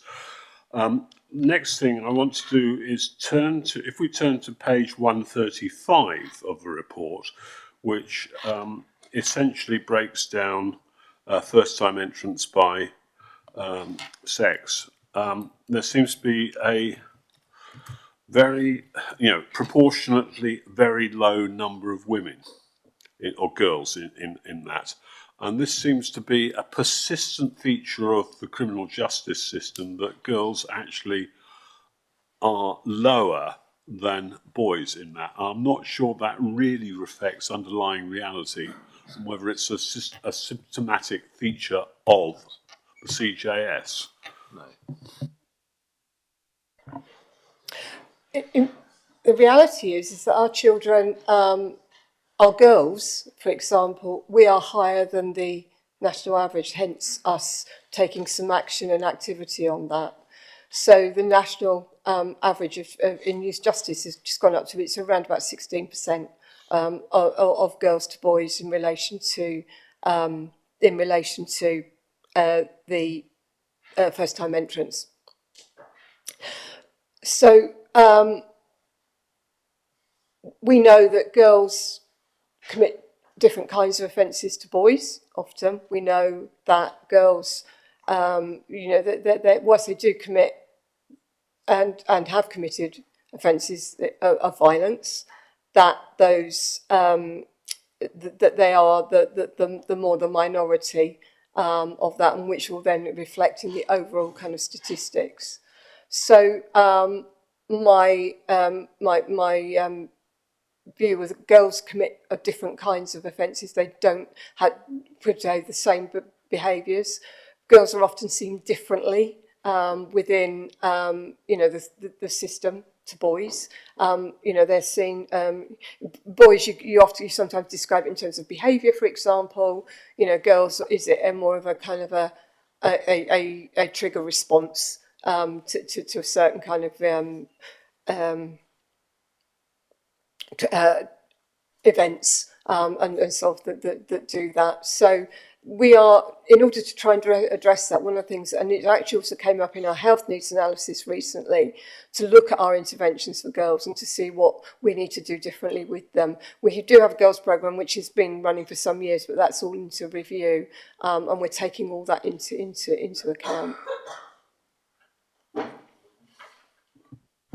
Final question I want to ask is the data shown on page 136 of our pack, which is children with SEND or EHCP who enter it, and that the data there is really quite alarming, because it says that 56% of first-time entrants have an identified SEND or EHCP. Now, I don't know what percentage of the children at large have that, but it'll certainly be a lot less than 56.2%. Now, something desperately wrong is happening here, and we need to do something about this. I don't know what, but something needs to be done, because too many children with a SEND or an EHCP are ending up effectively in the criminal justice system, and I think we should be doing something about that. Thank you. I wouldn't disagree, and absolutely disagree. Often, they come to us with those needs already identified, and we would seek to divert those children as much as anything. We would use that actively in order to do that. But the reality is that is what we are working with. We look at one of the areas that we want to do is to actually try and pick them up much more in prevention, and it comes back to our prevention space, identifying those children. In our prevention space, and for people to refer them to us, so that we can actually hopefully then work on that. But again, we're not an outlier either. That's a national picture. Thank you. Stuart. I don't mind. Sorry, I'm quite prepared to believe that we're not an outlier. But I mean, I think something, somewhere, needs to do something about this, and pretty damn quickly, because that's a horrendous statistic. Thank you, Stuart. Would you like to comment? Thank you. I suppose it goes back to the debate that's starting to happen nationally, and I'm pleased to say it is happening nationally, about underlying medicalisation of children's behaviour through special education needs and education, health and care plan. I am of the opinion, and I've been in this work for a long time, some would say too long perhaps, but I've been seeing a change where we medicalise what I think of as behavioural issues. And if you follow that through, then what you will have is children who are labelled as having special education needs, whose actually their early childhood experiences and their parenting experiences are poor. And therefore they have behavioural issues. And what head teachers keep telling me is we have, over and over again, we have children in school who are getting labelled, but actually they've got behavioural issues. And so if you follow that through then to this, if you've got those behavioural issues because of your parenting experiences, you're more likely to come into the criminal justice system, regardless of that label about having an education, health and care plan, regardless of that label of having special education needs. You will have behavioural problems because of your parenting experience as a child, and therefore you're more likely to end up in the care system. We look at how many children with SEN and EHCPs are in the care system. If you then look at the criminal justice system, it follows. I think that goes back to an over-medicalisation of behavioural issues. And that's what we need to address, not as a service, but as a country. We need to have an informed debate and decision about, are we medicalising behavioural issues? And I would suggest, from my experience, that we are. Thank you. Thank you. I've got a few more questions. I'll just read out the list so no one feels like being left out. I've got Councillor Todd, Councillor Brent, Councillor Baines, and then Councillor Heron. Councillor Todd. Yes, I'd like to ask about Appendix 3. You've got a list of potentially very interesting performance indicators. Obviously, they've been chosen because you believe there's a reason to have them. And actually, several of the topics we've discussed would sit within them. But if I go back to paragraph 28 of the report on page 88, it says in April 2023, we're introducing these new KPIs. The first sets of data are in the process of being reviewed. So I've got a couple of questions. So firstly, are any of those KPIs indicating either areas of particular strength or areas that require further investigation? And secondly, when will they be published so that they can fall into the conventional scrutiny process? Yes. No, the process for our new KPIs is fairly kind of complex. So as I mentioned before, we've got a new case record system, and the system is designed, any case record system, is to implement and to measure those you input the data in and they extract it, and it then sends off to the Youth Justice Board, who oversees all our key performance indicators. There was a delay in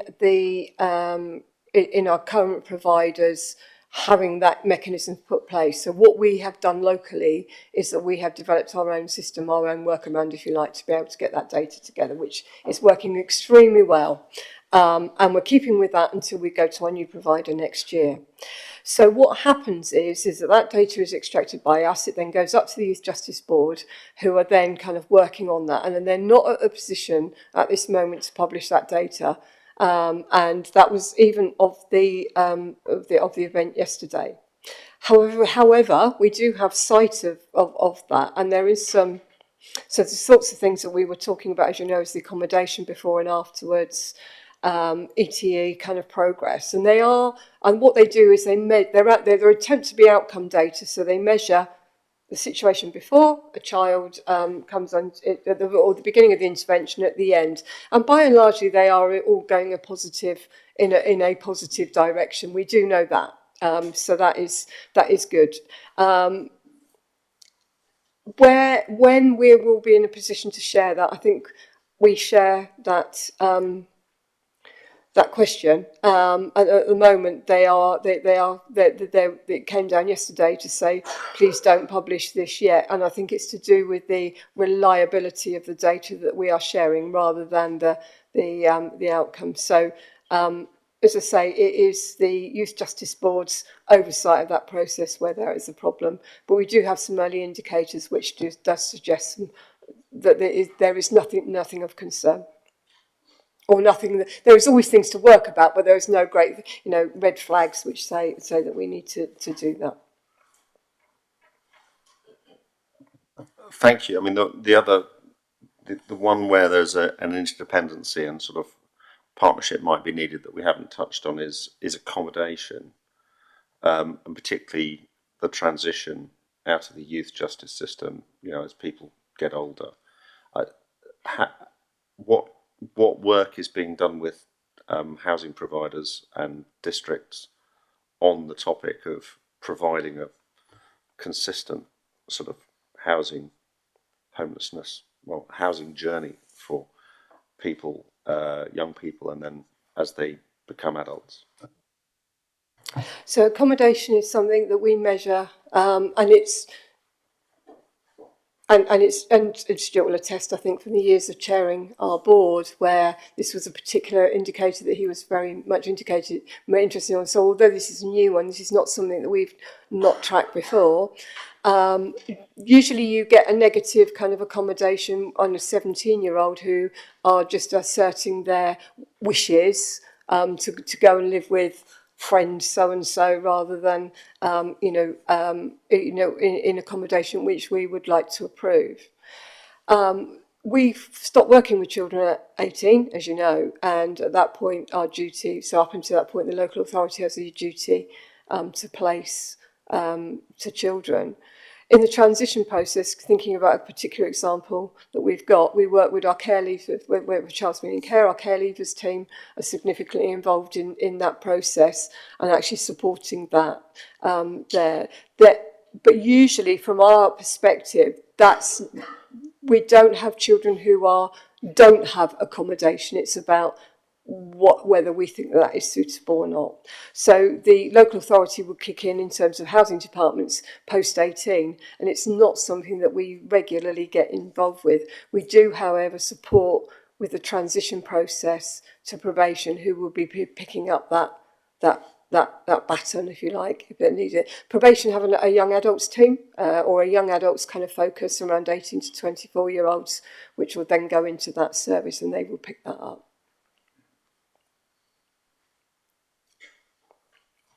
Thank you. Councillor Brent. Thank you, Chair. It's just a couple of quick questions really about statistics more than anything. So on our workload, the prevention, diversion and statutory workload, do we have any information about our statistical neighbours and how we compare with them in comparison was the first question, just because it wasn't noted and it feels like we're in an improving picture of performance and quite a stable position. And actually, if we're going to shout about good performance, that feels like something we can. Like over half of our workload is on prevention and diversion and under half is on statutory. I'll ask the 2 points if that's okay, it's probably better. The second question is just about the information on the SEND and the ACP children and the first time entrants where they're over half. And I was just wondering whether or not if there's a reason as to why they're grouped together, because they are slightly separate entities, and whether or not if you took the SEND category out of that, how it looks on the figures for EHCP children only. I just think I don't know why they're together, and for me, I don't know if they should be separate or together, I don't know. And whether or not, because they make such a large proportion of our first-time entries, whether or not there's a specific plan to improve participation with SEND and EHCP children. So taking the first point, each youth justice service does things in the diversion and the participation space differently. So in Hampshire, Southampton, Portsmouth and the Isle of Wight all do the same because we've got a combined police force. So it is usually police-led because you need the permissions of the police force in order to divert and have a successful diversion programme. And when I first arrived, that wasn't in place. And I think, again, Stuart was very supportive in actually making sure that that was done in working across our police colleagues. So there isn't any comparative data, unfortunately, because of those reasons, because another area will do it differently. So that is the case. We do, however, work with across the 4 Hampshire authorities, kind of measuring or comparing between each other, not particularly kind of numbers, because you can't compare the numbers, but you can kind of look at the support. So we by and large get the same benchmark of the children that are diverted. They are largely the kind of same. So if I went, for example, and shared a JDMP in Southampton, the outcomes wouldn't be much different as if a Southampton person chaired it. So there is that consistency across that area, but there isn't any kind of comparator groups for that area. Reporting them separately, that's purely me. in terms of the way I've presented that information. We do hold that separately and can do so in future in terms of kind of breaking that down. I think I would say if you think about but from memory, by and large, of that 50%, I think 30 to 35% would be your special educational needs, and then the remainder would be your EHCP. So the EHCP is much smaller in terms of that proportion, break that down. But I'll take that as a point and make sure that in future we do report those separately. That's helpful. Councillor Baines. Thank you, Chair, and thanks, Nikki, for the report and presentation. You may or may not remember, I won't hold you to it, but in May 22 and in March 23, I raised the issue of cautions for children from ethnic minority backgrounds having increased over the past decade, whilst over the same period of time decreasing for children from a white background. I'm really pleased in this report to read that with this new set of data from YJB, cautions for children from ethnic minority backgrounds has reduced by 23% in the last 12 months. So my question is, what positive steps have been done so differently over the last 12 months compared to the previous decade in order for us to get to this point of not having overrepresentation in that category for this group? Thank you.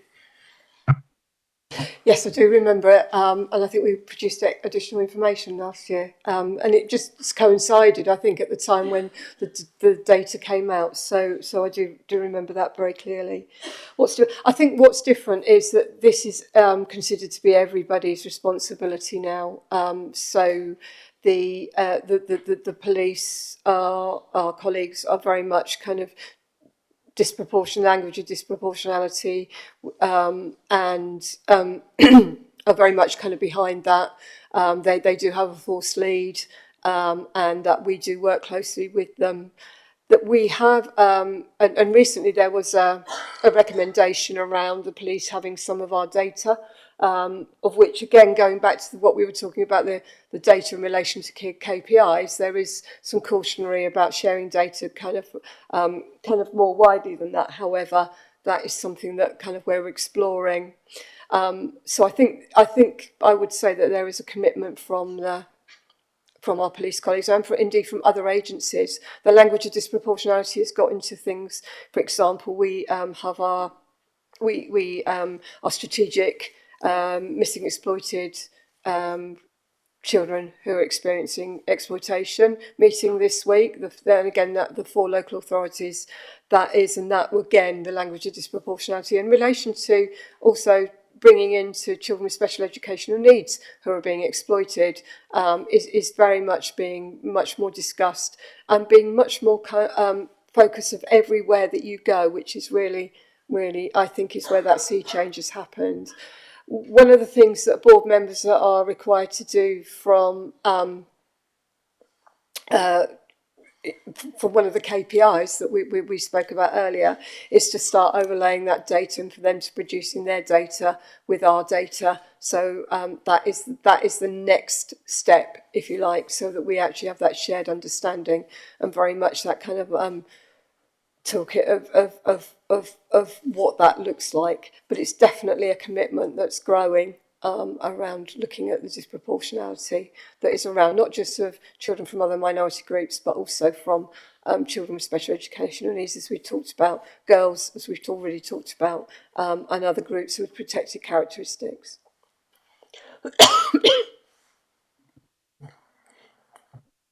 Thank you. And our final question is from Councillor Heron. Chairman, thanks. I want to go back to the SEND HCP issue again, and probably, Chairman, it's probably aimed more at Stuart, because if we accept that we have an issue with the HCPs and we expect that we are on a trajectory where nearly every child in Hampshire will have one, then it is not surprising that you see that high percentage, because we know that the HCP system is broken and that they are being put in place where they were never needed. So accepting that, but also it really is in that anomaly. There is also the part in here about the higher the offending rate, so it appears that these interventions are less successful there. And also, do we have a feel that that statistical change is also masking the fact that there are people who are entering the criminal justice system, or that we're not intervening because of failures in things like mental health services, support for people? Because, I really want to go down on Tim's point. I think you hit the highlight one. Perhaps we need to first of all try and extract from that data what is that proportion that is around the fact that we're dealing with a statistic from a faulty system. EHCPs, the way they are working now, are clearly not sustainable or correct. And in having that, if you start badging everyone with something, what you do is you miss those people who really do need that health interventions.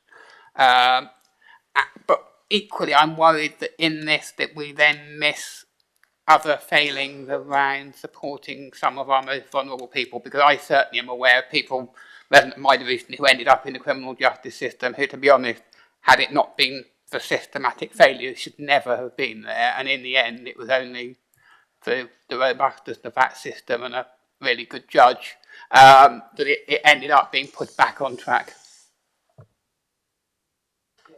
I think it's a really, really good question, actually. It's a challenging question. The simple answer is yes. Young people entering the criminal justice system are symptomatic of other issues, wider issues, and it is there's no doubt in my mind that some of those entering the criminal justice system are there because of a failure of mental health services, a failure of preventative services, and I include children's services in that. We do not have a national policy around youth. We do not have committed youth services. We do have youth services across Hampshire, but not led by the county council. That funding was withdrawn many years ago. So what you end up with is a potpourri of issues for young people, and unfortunately ending up in the criminal justice system is symptomatic of that. In the most exceptional cases, what I see, and they are exceptional, I see young people who go into a psychiatric bed, will have a form of stabilisation, will then come out into the community, and the treatment that they receive will unfortunately not prevent them going back into a psychiatric bed. But what if there isn't a psychiatric bed? And often there aren't. So then they might go into somewhere like Swanwick Lodge, a secure welfare. But what if there's not a bed there? And very often there aren't. Then they end up in the criminal justice system. The police then intervene because it's a direct safeguarding issue, and that's how they end up in the criminal justice system. And of course, that sticks with them, that stays with them for life. So yeah, it's a very good question. It's not, that cohort of young people with special education needs or an education health care plan. Yes, there's that in some ways masks a range of other issues. And until we get a proper joint commissioning strategy across local authorities, criminal justice system and the NHS, then young people will go into a route like the criminal justice system. Thank you. It's a really good question there. Nikki, I'd like to thank you very much for your presentation. Thank the team for all the hard work they do. Thank you. We now move to the recommendation that the Children and Young People Select Committee consider the report plan and recommends the Executive Lead Member for Children's Services submits the Hampshire Youth Justice Services Youth Justice Plan 2024-25 to full council for approval. Agreed. Thank you, members. Item 9, the update on autism services commissioning for children and young people in Hampshire. This is a written update. Am I correct in thinking they're coming to the October meeting? That's correct, Chairman, yes. I think that's going to be really valuable for members. Councillor Porter. Thank you. I note that this is a written report, and I know that there's a move of whether, or conversation of whether this is worthwhile or not. I do believe it's worthwhile. I think it's kept it on our agenda through the year, and we aren't then going to be surprised by the report that comes out next time. I was really disappointed to see that over 6,000 people are undiagnosed and unmanaged. Most of us represent a population of about 13,000 people. So if we thought that half of our division was not receiving the treatment or the understanding or the diagnosis that they deserved, then I think we'd all be absolutely appalled. So I would like to keep this on the agenda, but I think it's useful to have this as a background to our conversation next month, and I'd like that to be borne in mind, please. And I note as well that OWL Centre have taken over the work, but their contract is until 2026, but the vision they've described is until 2026. So I just like to highlight that before we move on to deciding, to looking at that work programme, because I think it needs to be borne in mind when we're looking at that work programme for next time. Councillor Porter, I think you're quite right. It sharpens the mind, doesn't it, when that report comes in every time, and it keeps it on the agenda firmly. Thank you. Councillor Chastain. Thank you, Chair. I just really want to reiterate and add a little bit to what Councillor Porter's just said. I mean, obviously we only got this report last night or this morning, whenever, and so I only had a quick chance to look through it.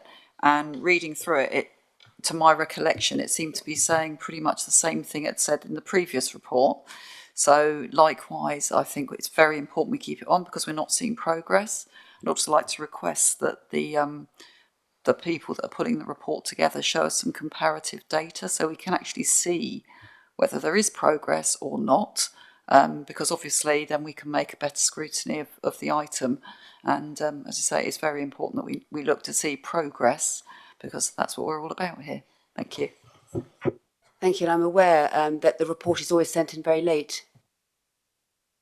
Always sent to us very late, which is not ideal at all, to say the least, because I know members are very diligent in their scrutiny and we need more time. So thank you, councillors. Thank you.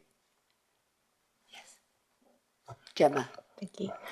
Last time we spoke about the wider NHS issues for children, and I think it was a feeling amongst the committee that potentially children are being failed in more services than just the autism service. And equally, it does wonder, why are so many children being referred to the autism service? Is there blocks in other services that actually this is a convenient place to almost sit out 2 years to reduce the waiting list elsewhere?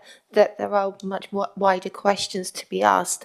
I thought a request to potentially the ICB was going that we could maybe have a wider discussion about children's health. Or public health, and I didn't see that reflected on the work programme, so I was just wondering. Yes, I think that's a good point. Stuart. Yeah, I do think, and I've said this to various members, and I think I've said it here at committee, that we should have an NHS day, because there are a range of health issues for children, whether it's mental health, whether it's physical health, autism, etc. And actually then you could get colleagues from the NHS to come and cover the whole lot, perhaps on an annual basis. Thank you. And we've got CAMS next month as well. So I think that's a really good combination of things. Thank you, Gemma, for raising that. Thank you. Members, we move on to the recommendation that the Children and Young People Select Committee note the report made and propose further developments outlined in the report. Agreed? Agreed. Yeah, agreed. Yes, thank you. Item 10, work programme. So we're going to look at the work programme and any additional items. Members either could, if you have some to mention now, or you can forward them to myself or Councillor Penman for future planning. Councillor Hare. Thank you, Madam Chairman.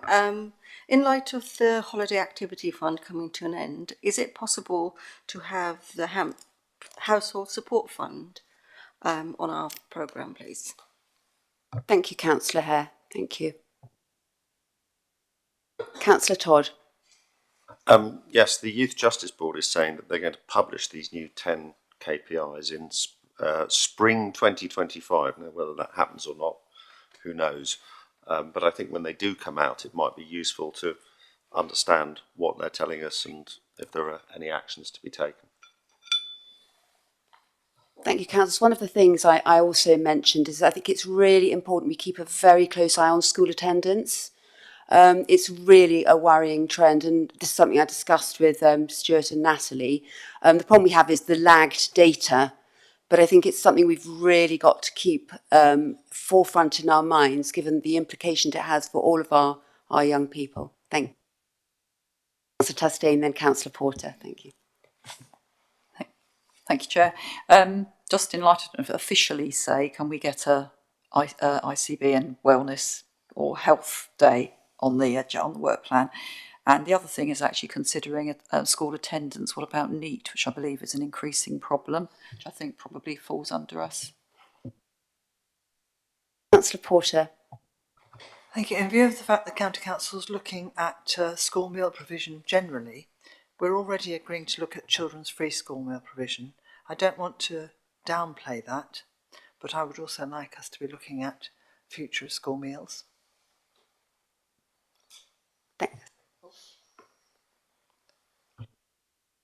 Thank you, Councillor Porter. Noted. Perhaps we could do a combination of that. Yeah, thank you. Councillor Heron. Chair, just because it's one that's raised with me, when we're looking at attendance, can we perhaps, rather than just attendance, look at what we call educational days lost, whether that's through adverse weather, industrial action, whatever it may be.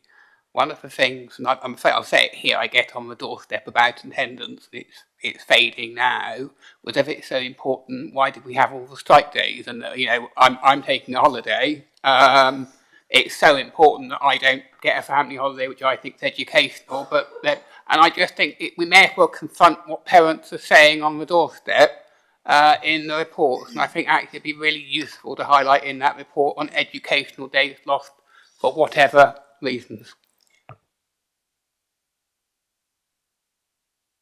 Oh, Emma.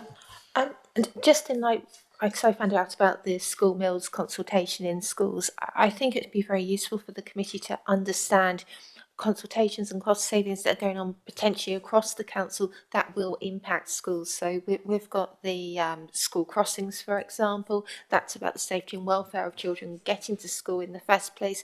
Potentially that could become a barrier to attendance. If you've got a child that's walking themselves, they'll wait for a car. One, the little barrier means a lot for them.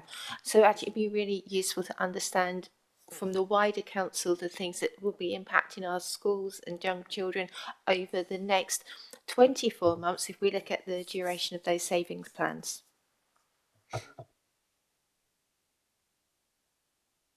Thank you, members.